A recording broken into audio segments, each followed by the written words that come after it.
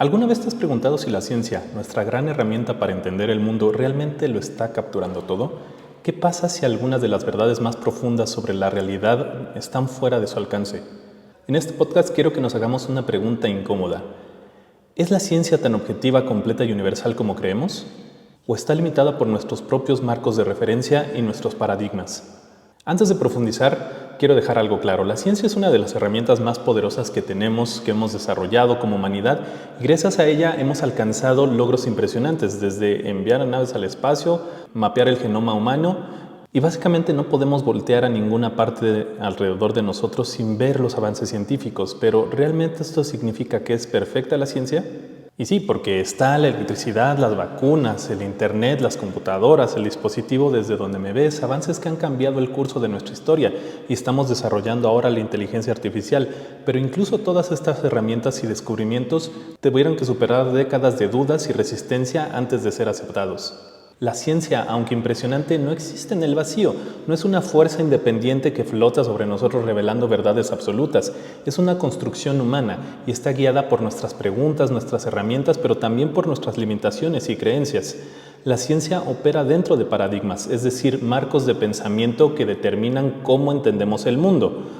Esto no es malo, es una forma de estructurar el conocimiento, pero aquí está el problema. Los paradigmas también pueden volverse jaulas y nos pueden limitar y evitar que encontremos respuestas. Por ejemplo, durante siglos el paradigma dominante era que la Tierra era el centro del universo y no fue sino hasta que Galileo y Copérnico desafiaron este modelo que la astronomía moderna pudo avanzar. Entonces, la pregunta aquí que estoy haciéndome es ¿qué ocurre cuando una idea no encaja en el paradigma actual, no juega bajo las reglas actuales? ¿Se descarta automáticamente como imposible acaso? ¿Y qué pasa si esa idea tiene mérito, pero las herramientas actuales no son capaces de probarla? En la historia hemos visto cómo ideas revolucionarias enfrentan la resistencia no porque sean erróneas, sino porque son demasiado disruptivas para el marco teórico existente en ese momento. Y como sabes, este canal habla de Chunen Chikung y ese es el ejemplo que quiero darte. La sanación a través del chi, la existencia del mismo chi o la capacidad de encontrar nuestro verdadero ser y la eficacia de la práctica para transformar nuestra vida. Comencé a desarrollar la idea de este podcast porque a pesar de que hay investigaciones prometedoras en China y miles de años de práctica en culturas tradicionales, el paradigma médico occidental lo descarta porque no encaja con los modelos actuales. En este podcast hablaremos de los sesgos de la comunidad científica, el papel de las industrias en moldear los paradigmas y cómo las ideas innovadoras, en este caso hablaré de Chunen Chikung, cómo esto desafía los límites actuales. La ciencia es increíble pero no perfecta y quizás para avanzar necesitamos desafiar lo que creemos saber. Mi nombre es Diego Camarena y te doy la bienvenida nuevamente al podcast Vivir sin Límites. Vamos a comenzar a hablar sobre el método científico. Este es sin duda una herramienta extraordinaria, brillante, en la cual nos enfocamos en la observación objetiva y la replicabilidad de los estudios. Esto nos ha permitido descubrir las leyes fundamentales que rigen el universo, pero cuando se trata de la mente humana, este enfoque se encuentra con un problema muy importante que es la subjetividad. ¿Qué es esto de la subjetividad? Bueno, la mente es profundamente subjetiva. Nuestros pensamientos, emociones y creencias no son algo que podamos medir directamente con un microscopio o con una máquina, pero sabemos que son reales porque todo el tiempo las estamos viviendo. Esa es la parte que se llama subjetiva. Objetivo es cuando podemos ver algo, lo podemos medir, lo podemos analizar y podemos estudiarlo como objeto. Pero cuando estamos hablando de la mente, todo esto no lo podemos hacer. Entonces, cuando estamos hablando de la ciencia, si lo que buscamos entender está intrínsecamente ligado a la experiencia subjetiva, ¿cómo puede el método científico eliminarla sin perder algo esencial en el proceso? Se pretende que se puede hacer, se pretende que la ciencia quita estos sesgos subjetivos y nos da los resultados objetivos, pero ¿realmente lo está haciendo? Vamos a tomar el efecto del efecto placebo, uno de los fenómenos más estudiados y al mismo tiempo más misteriosos en la medicina. Este efecto demuestra que las creencias y expectativas de una persona pueden producir cambios fisiológicos reales en un cuerpo. Por ejemplo, si a alguien se le da una píldora de azúcar, pero le dicen a esta persona que es un medicamento poderoso, su cuerpo podría responder como si realmente hubiera recibido el tratamiento. En algunos casos incluso las mejoras son tan significativas como si estuvieran tomando el fármaco de verdad. Esto incluso se ha observado que puede ocurrir en cirugías. Se hace la apertura, se hace una incisión a una persona que está inconsciente, se le dice que se le operó, pero no se hizo nada, nada más se le abre y se le cierra para que esa persona piense que realmente tuvo la operación y se le dice que fue un éxito, que está bien. Las mejorías de las personas que no recibieron la cirugía, sino que recibieron la cirugía placebo, son muchas veces tan buenas como las personas que sí recibieron la cirugía. Y eso nos lleva a pensar hasta dónde podemos llevar este efecto placebo. Si la mente tiene este poder, ¿por qué no estamos explorando a fondo cómo utilizarlo conscientemente? ¿Por qué se habla de algo placebo como algo no válido, cuando realmente tiene un resultado tan poderoso como el que te estoy compartiendo? ¿Y qué es esto? ¿Por qué no se acepta? Posiblemente sea porque no encaja fácilmente con los paradigmas actuales o incomoda a algunas personas. La conexión entre la mente y el cuerpo no es solo la creencia espiritual, es un campo legítimo de investigación científica. Hay estudios en psiconeuroinmunología que demuestran cómo estados emocionales como el estrés, el miedo o la esperanza pueden influir directamente en el sistema inmune. Por ejemplo, en pacientes con cáncer, quienes mantienen una actitud positiva y un fuerte sentido de propósito tienen en muchos casos mejores resultados en su tratamiento.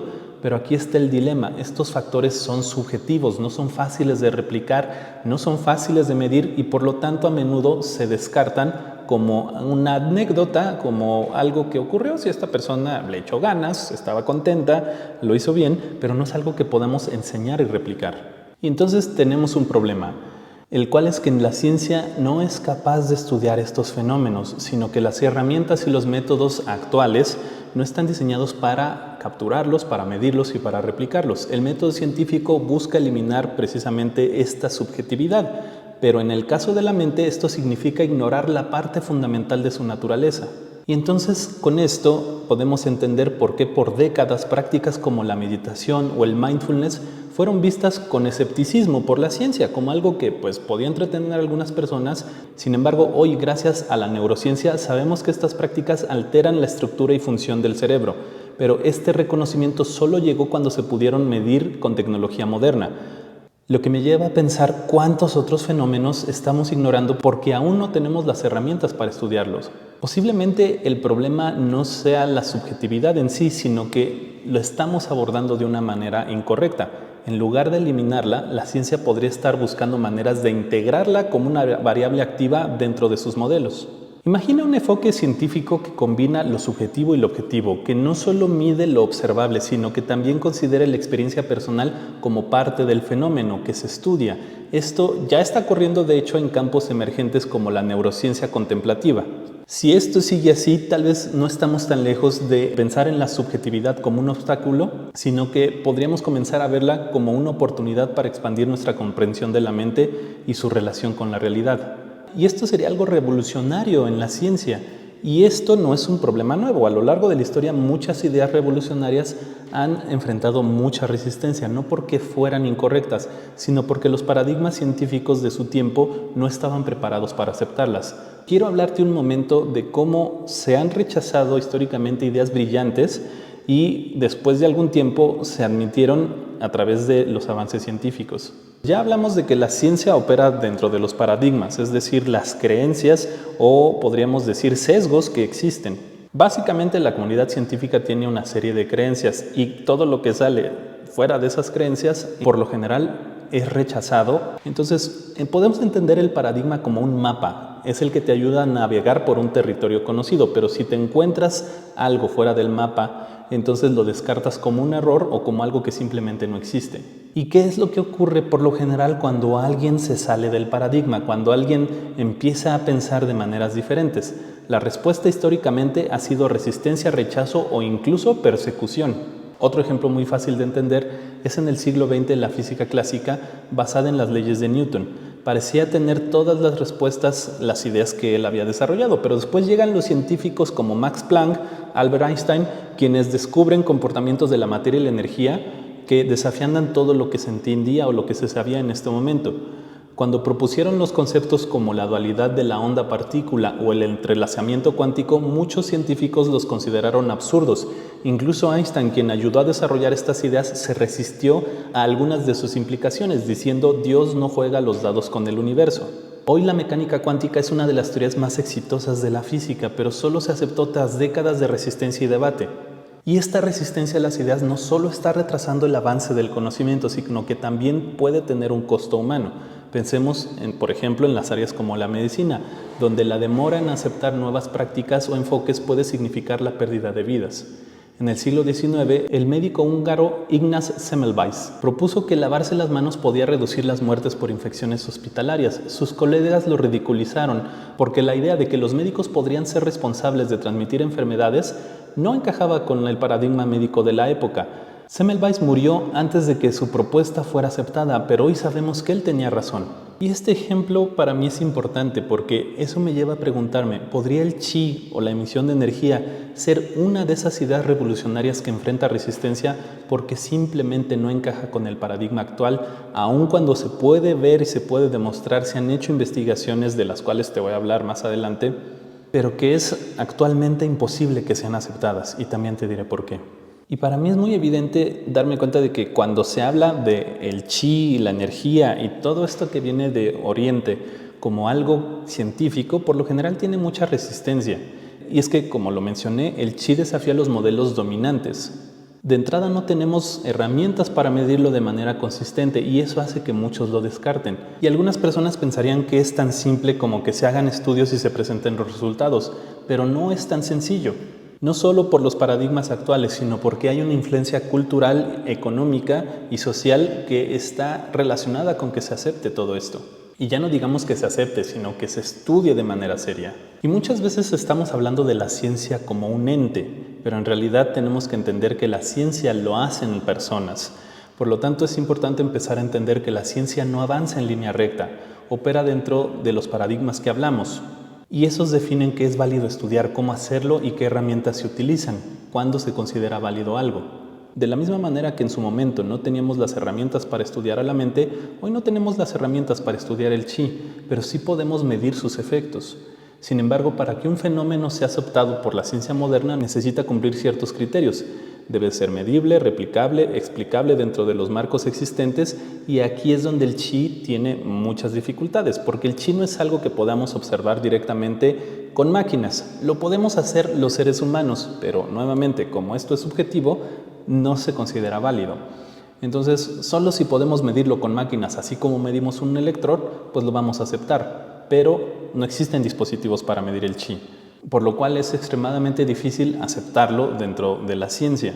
Y aunque hay estudios en China que afirman haber demostrado los efectos del chi en plantas, en personas, en objetos, se ha observado cambios en la actividad celular, en la reducción de tumores en animales. Estudios diversos en distintas áreas se han mostrado en China, pero que rara vez se han replicado fuera de este contexto cultural. Y esto pues va a generar muchas dudas sobre su validez en la comunidad científica internacional. Por otro lado, para poder entender el chi necesitamos una idea o un paradigma, un marco teórico que incorpore conceptos como la intención y la interconexión energética. Y esto va más allá de los límites de la física cuántica. Aun cuando podemos aceptar que las pequeñas partículas, las más pequeñas del universo, tienen un efecto al ser observadas, eso no es aceptado actualmente en las cosas grandes. En lo pequeño sí es válido, pero en lo grande no. Además, en la biología tampoco es aceptado. Todo esto va en contra de lo que creemos posible. Y aunque se ha propuesto de algunas formas por científicos como Rupert Sheldrake, hablando sobre la resonancia mórfica, simplemente lo que se hace es que Sheldrake se le considera un charlatán o alguien que perdió el camino y se rechaza todo lo que él propone de manera inmediata, porque así funciona la comunidad científica. Yo en algún momento pensaba que si se podían demostrar estos estudios de manera sencilla, muchos investigadores se iban a interesar, iban a querer saber más al respecto. Pero hoy me doy cuenta de que en realidad no es así. Muchos científicos no buscan la verdad, están más inmersos en su sistema de creencias que en la búsqueda de algo real. Y estas creencias son mecanicistas, es decir, se piensa que el cuerpo es como una máquina y que se arregla como una máquina. Los órganos, tejidos y células son como maquinitas, son de la misma manera que funciona un celular, un auto o alguna máquina compleja. Si entendemos cómo funciona, la podemos arreglar. Así piensa hoy en día, por ejemplo, la medicina. Sin embargo, el chi propone que el cuerpo es un sistema integrado de energía y que las enfermedades son manifestaciones de desequilibrios en ese flujo energético. Para la medicina occidental esto suena más como filosofía que como biología.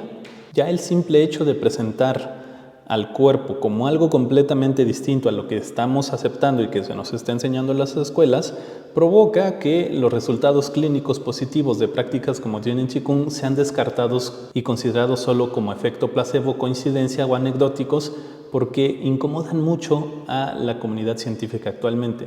Sin embargo, en la historia podemos ver que la ciencia evoluciona y conceptos que en algún momento fueron ridiculizados, como por ejemplo la conexión cuerpo y mente o los beneficios de la meditación, ahora son parte del discurso científico y gracias a avances en neurociencia y psicología están siendo aceptados.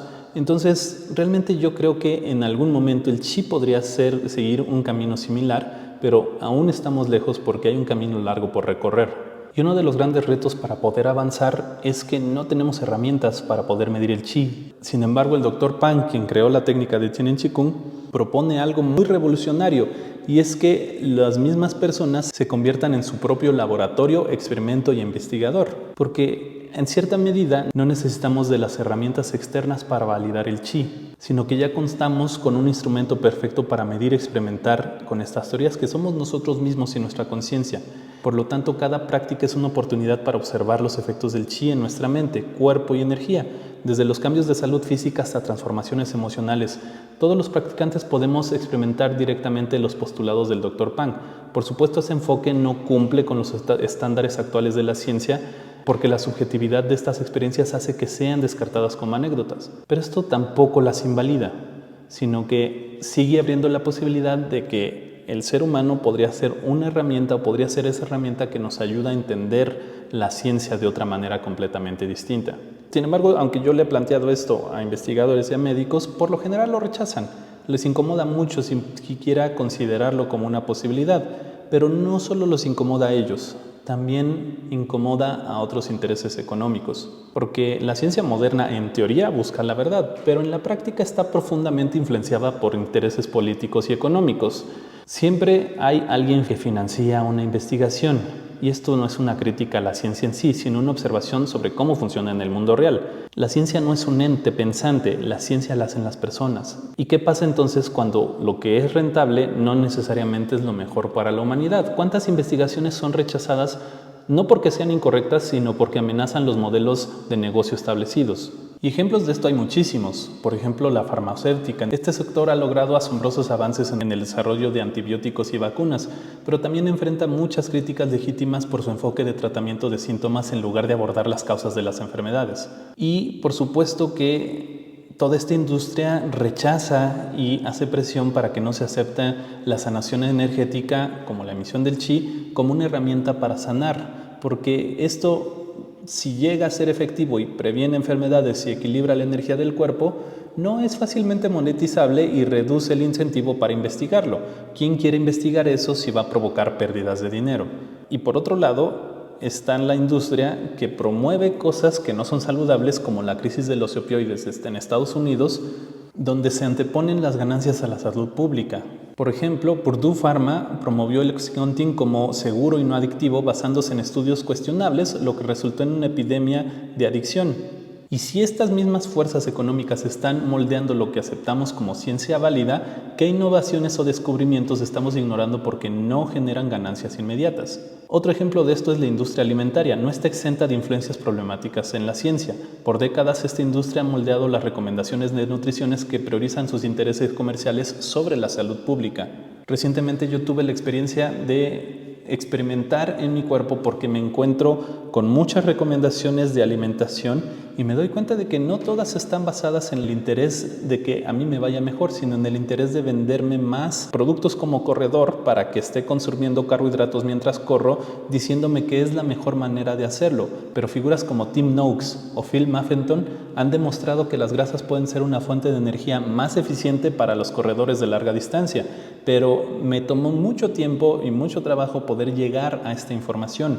No está fácilmente disponible. Y esto no solo le ocurre a los corredores, sino que la influencia de la industria azucarera en los años 60 es otro claro ejemplo. Financiaron estudios para culpar a las grasas saturadas de las enfermedades cardíacas, desviando la atención de su propio rol en la epidemia de obesidad y diabetes que hoy seguimos experimentando. En estos casos podemos ver que la ciencia no siempre va a avanzar hacia la verdad, sino hacia donde el dinero la dirige. Y las industrias no son lo único que está impidiendo el avance de la ciencia. También la idea de que si todos lo hemos hecho así y todos estamos de acuerdo en lo mismo, ¿por qué le vamos a hacer caso a unos pocos que creen que las cosas son diferentes? Por ejemplo, hubo un tiempo en que los médicos creían firmemente que la mejor forma de tratar las enfermedades era sacar sangre a sus pacientes, y esta práctica, conocida como sangría, fue promovida durante siglos y se promovía o se practicaba desde la antigua Grecia hasta el siglo XIX como una solución real para casi cualquier dolencia. Esta práctica alcanzó su auge en la Edad Media y el Renacimiento, e incluso personajes ilustres como George Washington murieron tras una sangría excesiva. En el siglo XIX, cuando la ciencia empezó a evolucionar, los médicos que promovían las sangrías rechazaron fuertemente cualquier idea que cuestionara su práctica. Aceptar que podían estar equivocados significaba admitir que habían dañado a sus pacientes. Y eso lo podemos estar viviendo hoy. Sabemos que eventualmente dejamos atrás las sangrías, pero a veces somos tan arrogantes que creemos que no estamos cometiendo el mismo error el día de hoy. Por ejemplo, si hoy le preguntas a cualquier psiquiatra a cuántas personas ha curado de su enfermedad, muchos te van a responder que a ninguna. Los tratamientos con medicamentos a menudo se enfocan en controlar síntomas, no en sanar las causas. Y yo me pregunto si sería posible que el enfoque actual de la psiquiatría basado en medicamentos para equilibrar los químicos del cerebro sea nuestra versión moderna de las sangrías que nadie quiere ver y nadie quiere aceptar simplemente porque alguien más dijo que eso es lo correcto. Pero solo si nos atrevemos a cuestionarlo, podemos avanzar y encontrar cosas más útiles. Y entendiendo que la ciencia la hacemos las personas, también puede ser importante entender el entorno y las creencias de la persona que está desarrollando ciencia. Y este ejemplo lo vemos en la biología evolutiva. Para la biología evolutiva hay dos figuras muy importantes. Una de ellas es Lamarck y la otra de ellas es Darwin. Ellos crearon sus teorías de acuerdo a sus contextos personales y la forma en la que percibían el mundo. ¿Cuál era la visión de Lamarck? Jean-Baptiste Lamarck era un científico francés del siglo XVIII que propuso que los organismos podían adquirir características durante su vida en respuesta al entorno y que estas características se heredaban a sus descendientes. Por ejemplo, una jirafa estiraría su cuello para alcanzar las hojas y ese cuello más largo se transmitiría a su cría. ¿Cuál era el entorno de Lamarck? Lamarck vivía en un periodo de revolución y cambio social en Francia.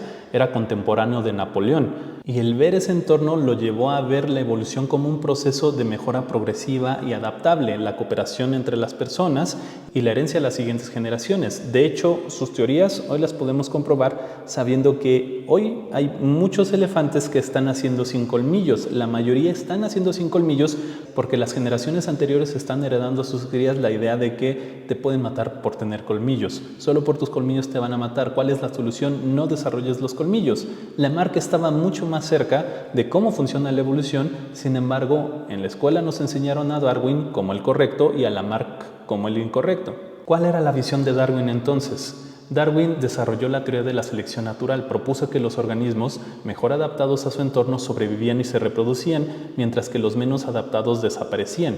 Su visión del mundo estaba influenciado por el entorno victoriano y la lucha de los recursos en una Inglaterra industrializada. Eso lo llevó a una interpretación competitiva de la naturaleza. La lucha de las especies, el más apto, eso es lo que él vivió y eso es lo que plasmó en sus teorías. Y lamentablemente para nosotros prevalecieron las ideas de Darwin. Lo interesante aquí es cómo la percepción del mundo de cada uno moldeó sus teorías. Lamarck veía la evolución como un proceso colaborativo y adaptable, mientras que Darwin lo veía como una competencia por la supervivencia. Ambas teorías tenían mérito, pero ¿cuánto de lo que aceptamos hoy en día se debe a la cultura del momento en el lugar de la evidencia? Las ideas de Darwin nos llevaron a las nociones o a las ideas erróneas del macho alfa, una idea que surgió de interpretaciones sesgadas de la selección natural. Estudios posteriores han demostrado que los lobos salvajes no operan bajo jerarquías de alfa y beta, sino que hacen dinámicas familiares lideradas por los padres de la manada. Sin embargo, la idea del macho alfa perdura hoy en día porque encaja con las narrativas culturales de competencia y dominación que estamos viviendo. Y bueno, no todas las decisiones científicas se toman basándose en lo que es mejor para el conocimiento, sino que a veces tienen factores económicos y políticos que dictan el rumbo de la investigación, como por ejemplo el caso del supercolisionador sincrotón. A principios de los 90, en Estados Unidos, se estaba trabajando con el supercolisionador sincrotón en Texas, una instalación que estaba diseñada para ser la más avanzada en el mundo de la física de partículas, y su propósito era investigar las partículas fundamentales que componen el universo.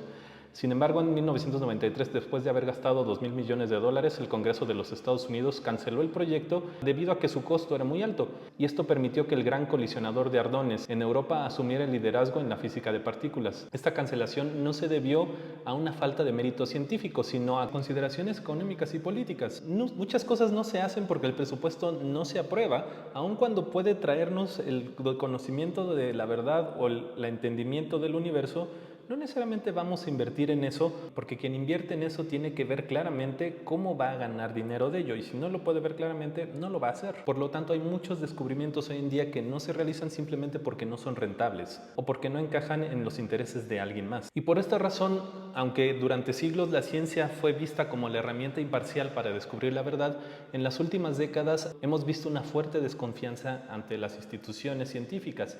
¿Por qué es esto? Bueno, básicamente porque hay mucha manipulación, sesgo y conflictos de intereses que han salido a la luz y han mostrado las debilidades humanas dentro del sistema. Por lo tanto, no podemos continuar diciendo que la ciencia es objetiva, que la ciencia no tiene sesgos, que la ciencia no tiene dogmas. No podemos seguir discutiendo sobre la objetividad de la ciencia, sino las instituciones y las personas que financian y ejecutan la ciencia permiten esta objetividad o no. Y la experiencia que yo estoy teniendo es que más y más personas empiezan a desconfiar de cuando alguien dice que la práctica de Jin Chikung no funciona, que la homeopatía no funciona, que la acupuntura no funciona, que no es científica, que solo es placebo. Porque habemos muchísimas personas que las experimentamos todo el tiempo. Tenemos beneficios y hemos encontrado mejorías que no hemos encontrado de otra manera o bajo las reglas tradicionales o científicamente aprobadas. Tú busca un video de divulgación científica que hable en contra de la acupuntura, de la homeopatía, del yoga, del reiki, del Jin Chikung y muchas más técnicas, y vas a encontrar que hay un montón de personas diciendo, pero es que a mí sí me funcionó. Por lo tanto, yo pienso que la solución no es rechazar la ciencia, sino transformarla.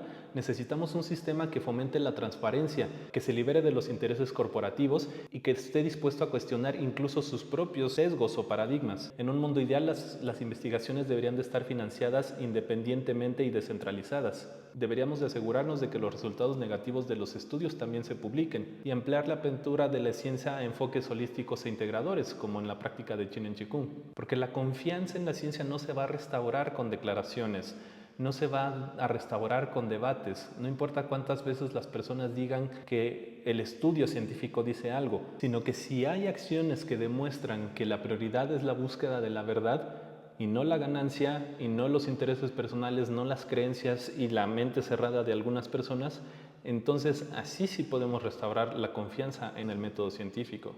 Yo me he encontrado con muchas personas que piensan que la ciencia en sí misma pues busca la verdad, y que si se demuestra que algo es correcto, se va a aceptar sin más. Si se presentan las pruebas, todos las van a aceptar y van a cambiar sus paradigmas. Pero esto es tan falso que incluso Max Planck, uno de los padres de la física cuántica, mencionó alguna vez que la ciencia revolucionaria o la nueva ciencia no se acepta a base de pruebas, sino que se acepta porque los que están en contra se van muriendo. Y si queremos cambiar y mejorar la ciencia, lo primero que tenemos que hacer es reconocer sus limitaciones, reconocer que tenemos la influencia de intereses económicos, reconocer que los investigadores y la comunidad científica tiene dogmas, tiene sesgos, tiene creencias, y que por lo general todas estas ideas y estas creencias provocan mucha rigidez en su pensamiento, porque la ciencia es una herramienta poderosa y lo va a seguir siendo, pero no puede resolver los problemas que ni siquiera está dispuesta a considerar. Por lo tanto, es muy importante ampliar su alcance. Estoy seguro que conforme avancemos en la ciencia, la mente y la percepción de las personas dejarán de ser ignoradas en las investigaciones científicas, y afortunadamente, como mencionamos, la neurociencia ya está comenzando a entender y estudiar lo subjetivo de la mente. Y es importante considerar que una persona puede ser un gran científico, un gran investigador, sin que se le haya inculcado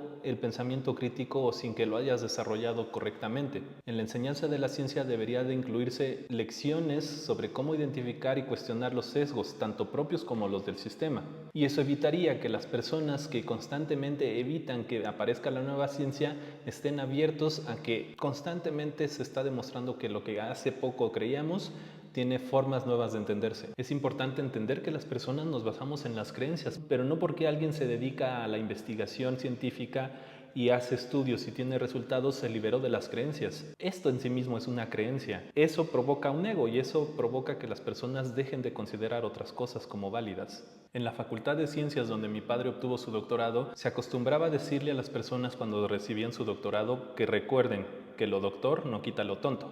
Con otras palabras bastante más fuertes. Y de la misma manera, lo doctor no quita lo soberbio. De hecho, todo lo contrario. Es importante empezar a observar la soberbia que tenemos cuando adquirimos mucho conocimiento. Debemos reconocer que no lo sabemos todo y qué es lo que no sabemos. En nuestro lenguaje podemos observar cómo hablamos de la ciencia como una entidad infalible, como si un estudio científico fuera una verdad absoluta. Pero solo hasta que la humanicemos y dejemos de hablar de la ciencia y empecemos a hablar de los estudios científicos hechos por personas, vamos a poder cuestionarlos los valores de esos estudios y vamos a cuestionarlos los valores de esas personas para realmente poder alcanzar la verdad. Porque a pesar de sus limitaciones, la ciencia sigue siendo el lenguaje común para explorar y entender nuestra realidad. Y mientras no abramos el diálogo a entender que lo que estamos haciendo puede mejorar, no vamos a lograr avanzar en este sentido. Yo lo veo en el Chinen Chikung porque uno de los mayores desafíos para el diálogo con la comunidad científica es el escepticismo hacia conceptos como el chi. Sin embargo, este escepticismo no es una barrera insuperable, sino que es una invitación para presentar evidencia clara y replicable. Pero en el caso del chi, con eso no basta.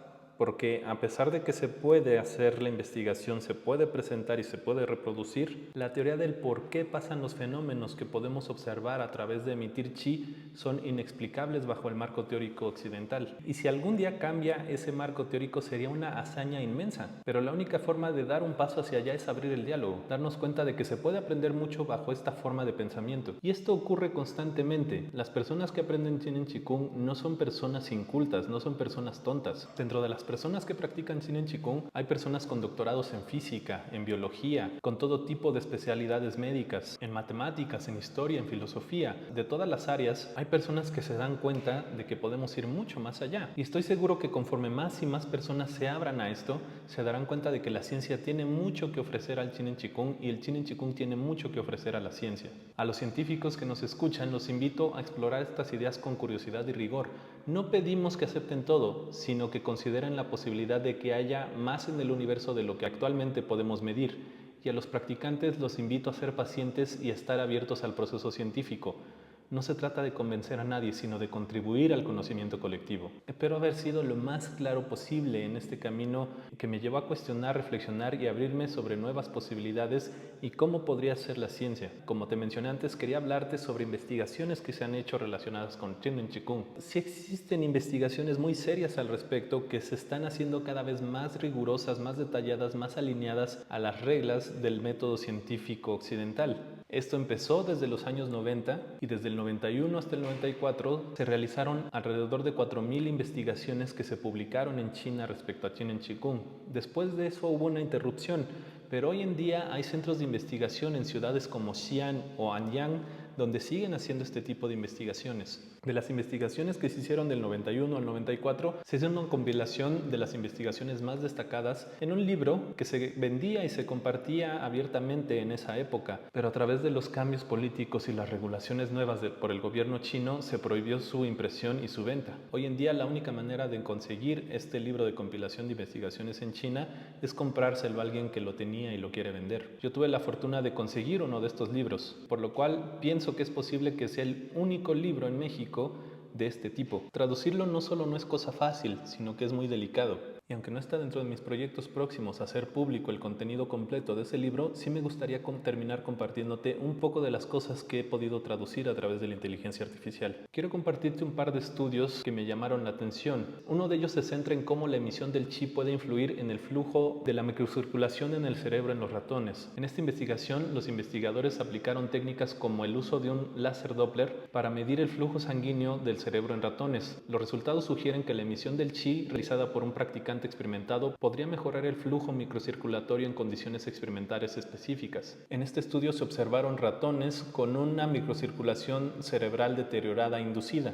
y la emisión del chi mostró efectos positivos en la recuperación de la circulación sanguínea en el área afectada. Estos cambios se midieron inmediatamente después de la emisión de chi en intervalos regulares durante el proceso. Hay otra investigación donde se analiza cómo la emisión del chi puede influir en procesos moleculares fundamentales como la actividad del ADN y las enzimas. Esto se hizo en cultivos celulares y muestras de ADN que fueron expuestos a la emisión de chi por un practicante experimentado, y se utilizaron análisis espectrofotométricos y pruebas de actividad enzimática para medir los efectos. Los resultados fueron un incremento en la actividad de ciertas enzimas clave involucradas en la reparación del ADN, mayor estabilidad en las cadenas de ADN frente a factores externos que normalmente inducirían daño. Y por último quiero compartirte sobre otra investigación donde se estudió la capacidad de la emisión de chi para inhibir el crecimiento de tumores en animales. Específicamente se le inducieron tumores a algunos ratones en este experimento, y el objetivo era ver si la emisión de chi puede ser un tratamiento oncológico complementario. Para esto se hizo un grupo de control y un grupo de prueba, donde a los dos grupos se les inducía un tumor, y después un grupo recibía emisiones de chi durante un tiempo definido. El otro obviamente no recibía chi. El tamaño de los tumores y la tasa de proliferación celular se midieron periódicamente utilizando tomografías y análisis histológicos, y los ratones que recibieron emisiones de chi mostraron una reducción significativa en la tasa de crecimiento tumoral en comparación con el grupo de control, llegando al 80% de reducción en promedio. También se observaron mejorías en los marcadores inmunológicos, como el aumento en la actividad de células T citotóxicas. Como te mencioné, hoy en día se siguen haciendo múltiples investigaciones al respecto. Sin embargo, también es importante reconocer que la práctica de estos métodos pierde seriedad cuando quienes las practican y las promueven cometen los mismos errores de los cuales hablamos anteriormente. Se cierran en su mente hacia aceptar como única verdad lo que ellos consideran correcto, no cuestionarse si lo que están haciendo realmente funciona o no, dejarse llevar por las ganancias económicas o ser financiados por ciertos grupos que promueven que este tipo de ideas se proliferen sin un control, sin una demostración de que realmente funcionan. También muchas personas que se dedican a emitir chi, a enseñar chin chikung o a enseñar cualquier tipo de técnica que puedas considerar similar, fácilmente caen en el cultivo del ego y en el culto a su propia persona, lo cual provoca que todo esto pierda mucha seriedad. Esto también ocurre entre la comunidad científica y ocurre en todas las personas, pero son especialmente señaladas cuando se dedican a algo que la ciencia no acepta. Por lo tanto, creo que también es importante observar esta otra parte y hablar al respecto. En un siguiente podcast me gustaría hablarte más al respecto de qué pasa con todo esto que llamamos charlatanería y las prácticas que no aportan al desarrollo de Chin Chikung o técnicas similares como ciencia y provocan una gran desconfianza en estas técnicas. Pero por lo pronto terminamos con este podcast, Vivir sin Límites. Ha sido un gusto, ha sido un honor compartir contigo esta información y nos vemos en el próximo podcast. Mi nombre es Diego Camarena y Jun Yuan Ling Tong.